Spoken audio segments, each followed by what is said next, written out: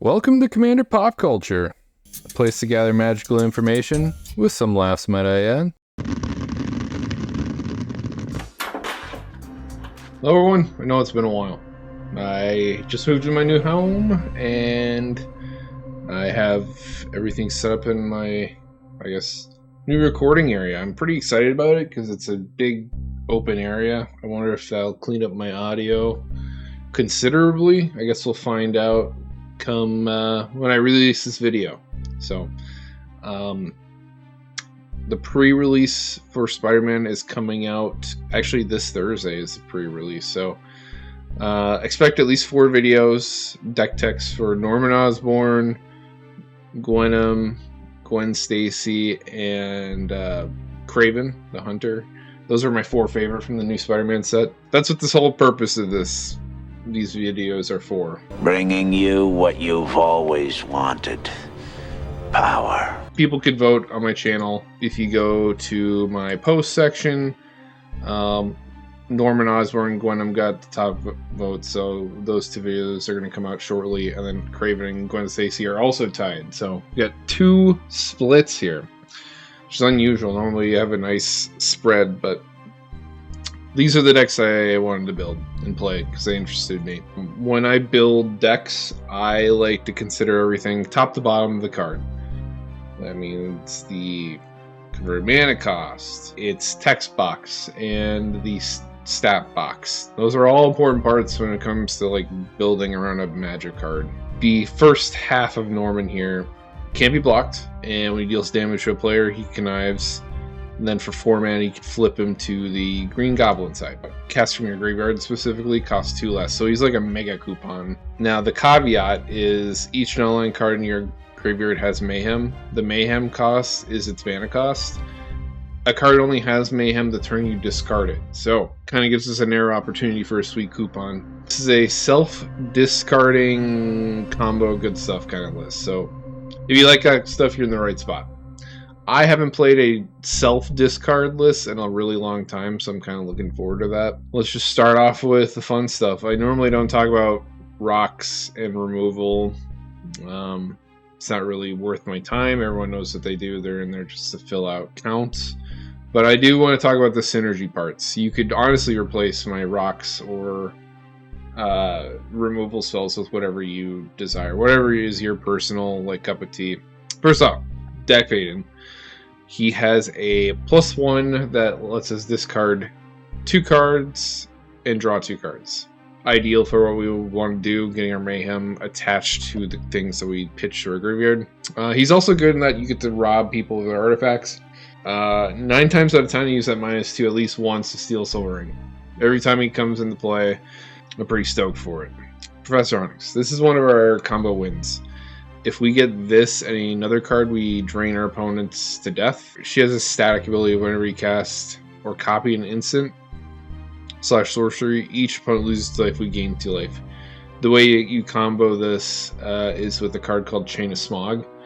You target yourself with it. Target player discards 2 cards from their hand. That player may copy a spell and choose new targets for the copy. So you target yourself, it copies itself, you target yourself Again and again and again. It's also combos with our commander, because then we could use the cards we pitch to Chain of Smog anyways.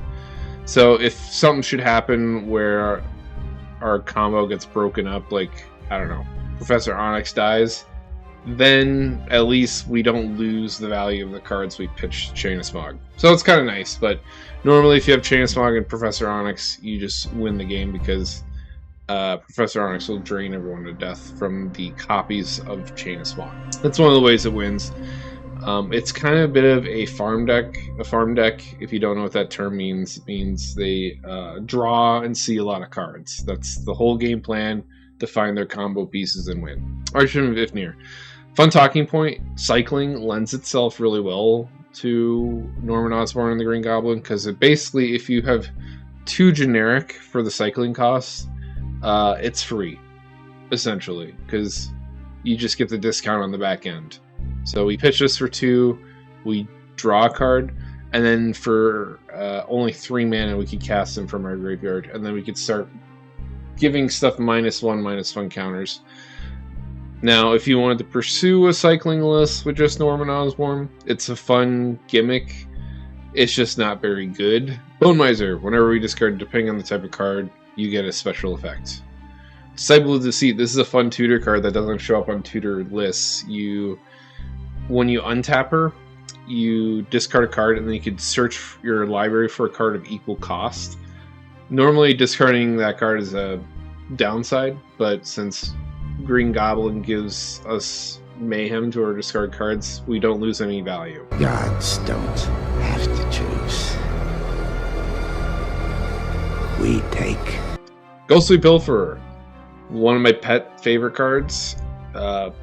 It always is worth its weight in card advantage. If you get at least 2 cards, that's 1 mana investment, and normally this nets me way more than just 2 cards.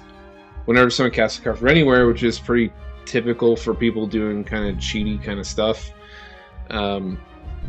you draw off of it, and it triggers a lot. The other part, now this is the synergistic part, it has a discard outlet that's free. Normally I just play this if it's blue, my commander, but now I get a synergistic payoff as well. It's pretty rare and pretty fun. Inti, Sunscale of the Sun, card advantage, and it grows something every time we discard something or cast something from anywhere, really. Jace's Archivist, it's a wheel on a stick, so you get to do it over and over again.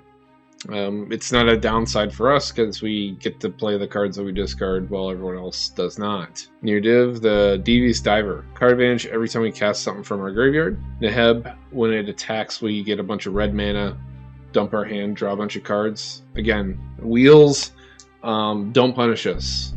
They punish everyone else. It's like we're playing with double the cards, essentially. Psychic Frog is a discard outlet. Riel is a card advantage piece when we discard. It only triggers once a turn, so if you have multiple things that discard stuff from your hands, play the thing that discards the most first, because say I play a discard card that only discards 1, and then we play another card after that discards 2, we will only draw 1 card off of Riel because it only triggers once a turn. Sauron the Dark Lord, this is just a fun card. Scary body that produces an even bigger body, and it punishes people if they want to target it. And it's a discard outlet where it dumps our hand, refills it.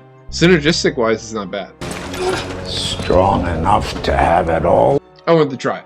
I'm all for trying things. I'm not playing in a competition. Scourge Familiar, discard outlet that gives us black mana. Tercel Light Shatter. And then whenever it attacks, if there are 7 or more cards in my graveyard, exile a card at random from my graveyard and we play it this turn. The nice thing about this guy is if Norman ever becomes offline, like someone kills it or whatever, at least we get cards from our graveyard in an alternative way. Pretty fun.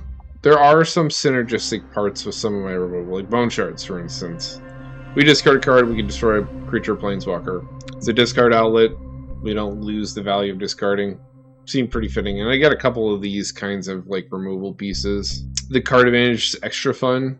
Draw 4, then choose X from your hand, discard the rest. So you make sure X is 0, and we don't lose any value.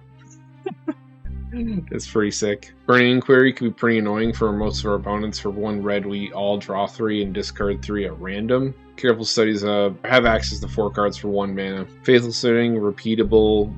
We have access to 4 cards for 1 mana. Lorraine Revealed seemed like a fun card. I like the idea of cycling. This is one of the better cycling cards. We can cycle it to get an island, and then for 3 additional mana. So in total, the cycle and play it costs us 4. If we have it on the Green Goblin side, we draw 4 cards and get a land. Pretty sick. Razaketh Ray, same story. We invest 1, pay 3 mana to cast it, to also draw a card, and tutor for something. Winter Night Stories, draw 3, discard 2 unless we discard a creature card. We don't care. I like drawing 3 for 3. And then it's Harmonize, so we can do it again. Rare Triumph, most people play this and just pay 3 life, but we want to discard.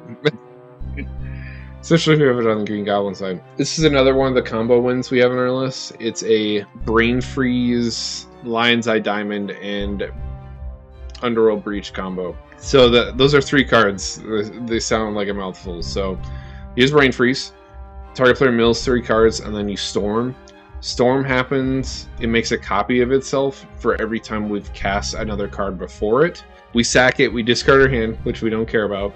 We add 3 mana of any one color in our mana pool.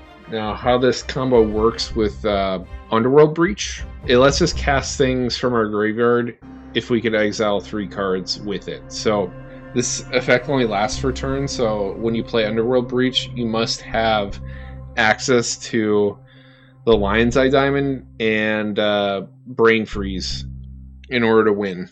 So don't play this unless those cards are in your hand or in your graveyard. You target yourself with the Brain Freeze at first, and you start racking up your spell count until you get to the point where you could cast Brain Freeze and target your opponents and mill them to death.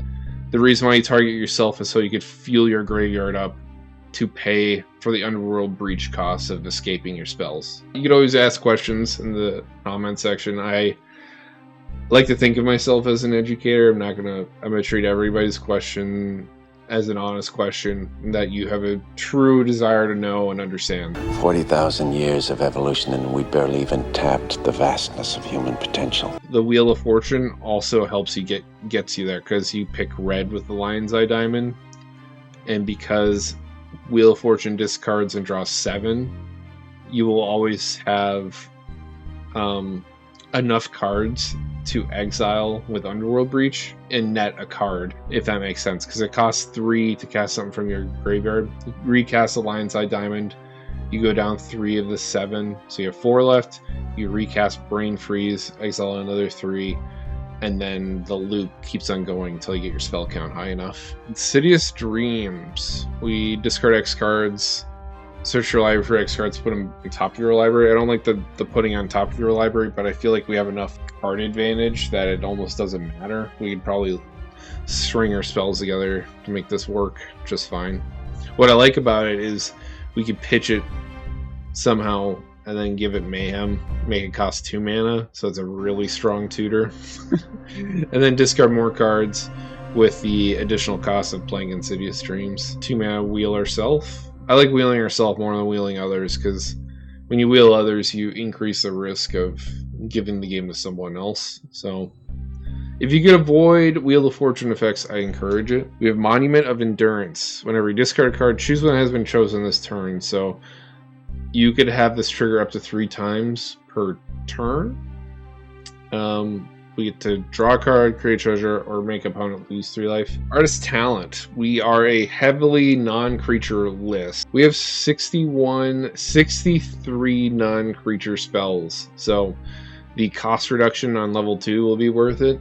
But like level 1 is what we truly want. Whenever we cast a non-creature spell, you discard and draw a card. It's just a nice discard outlet. Coupon is also super good in our list. So I probably wouldn't go to level 3. There's like no real need, but if you ever needed to, Chains of Mephistopheles. This is more of a, I guess, Staxy kind of card. It's really effective at what it does. It messes with people's bonus draws. It's normally it's a symmetrical card, but because of our commander, it becomes very asymmetrical. Whenever someone draws a card beyond their first, they have to discard a card from their hand. If they can't, to mill a card from the top of their library. We don't care that it affects ourselves because it gives us a discard outlet, and then it hinders, people's hand sizes for everyone else. Super good. Oppression. Whenever someone casts a spell, player discards a card. Again, symmetrical, but becomes asymmetrical with our commander. We could play around it, or we don't really need to, since we have access to the cards that we discard anyways. People will become empty-handed way faster than we ever would. Secrets of the Dead lets us draw cards when we cast things from our graveyard. Tefell's Judgment is very similar to Monument of Endurance. We draw a card when we discard, this triggers when we cast something from our graveyard. So we draw, create treasure. The only difference between the two is this one makes a 2/2 zombie, the other one drains people for 3 life. So I almost kind of prefer the body more. You could do more things with the body. You could block, you could be aggressive.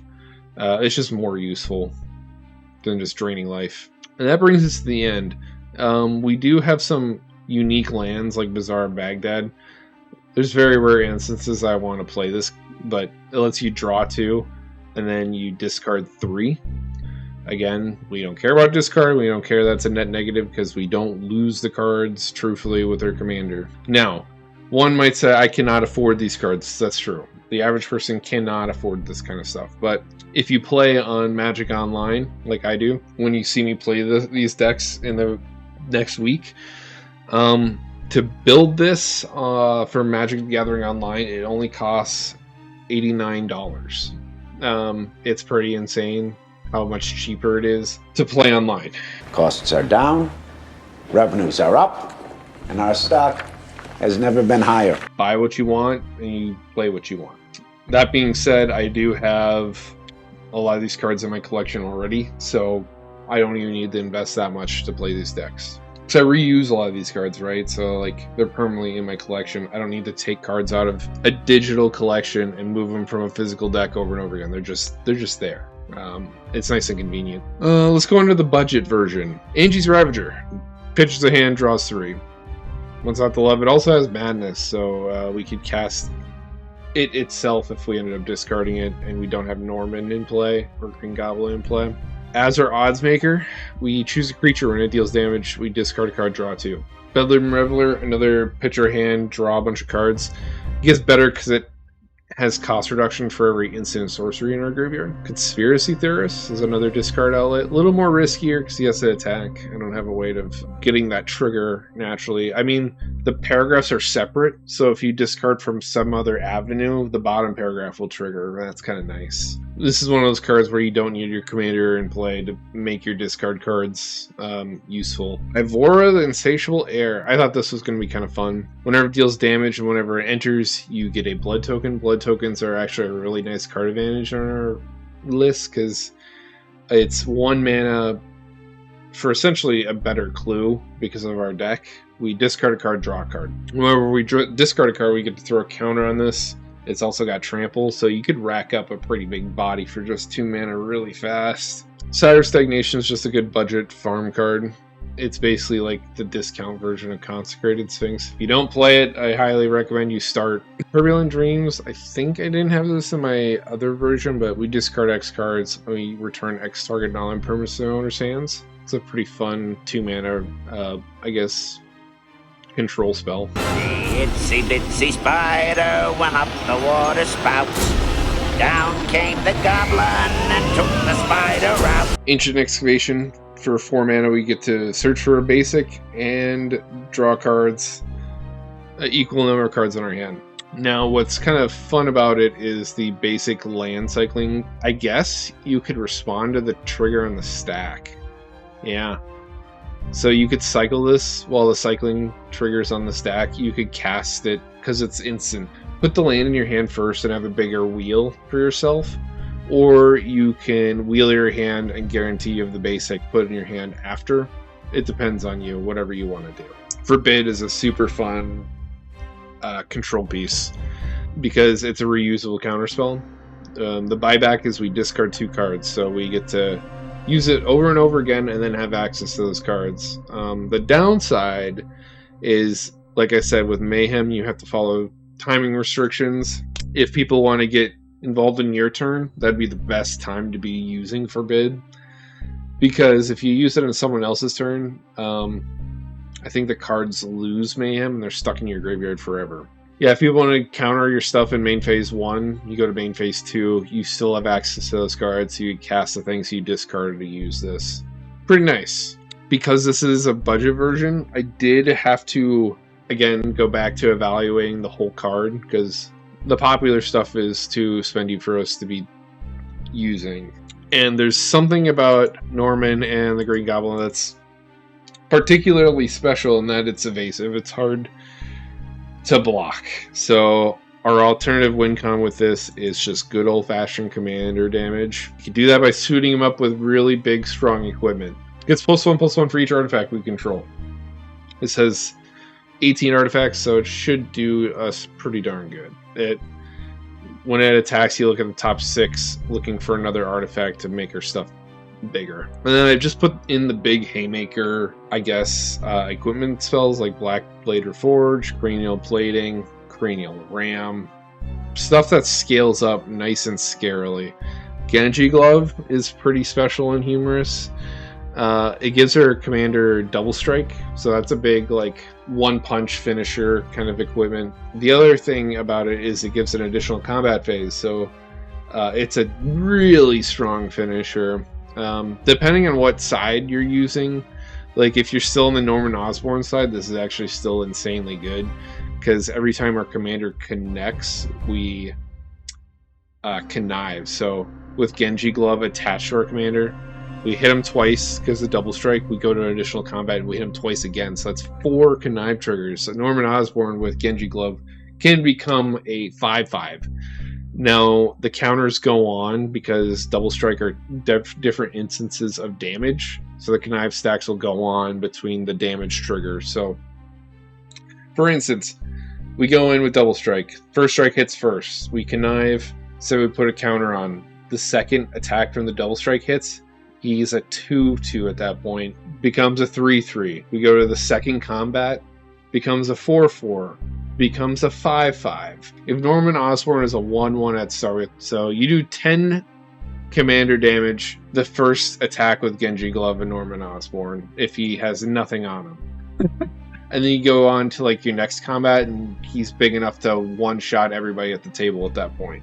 I may have struck the blow, but you are the one that killed her. So it's about a 4-turn clock if you get Genji Glove on just this side.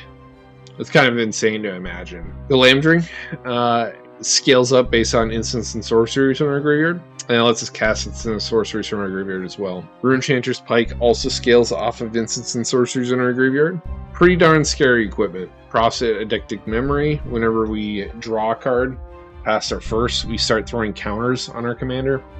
Another threat for our opponents to have to deal with. And that's, I guess, the Voltron package is like the cool artifact equipment, and then Prophetic Memory will do you the job. And that's it for the budget version. I guess I should probably put Voltron in here because that's definitely a very realistic win condition for us when we play the budget version. If you learned something, leave me a like, subscribe. I'll definitely do more text and gameplay videos in the near future. Until then, you can look through all my other stuff and, I don't know, look in the search bar here, and I'm pretty sure I made a video about it at some point. So, everyone have a good night. Take care now. Bye.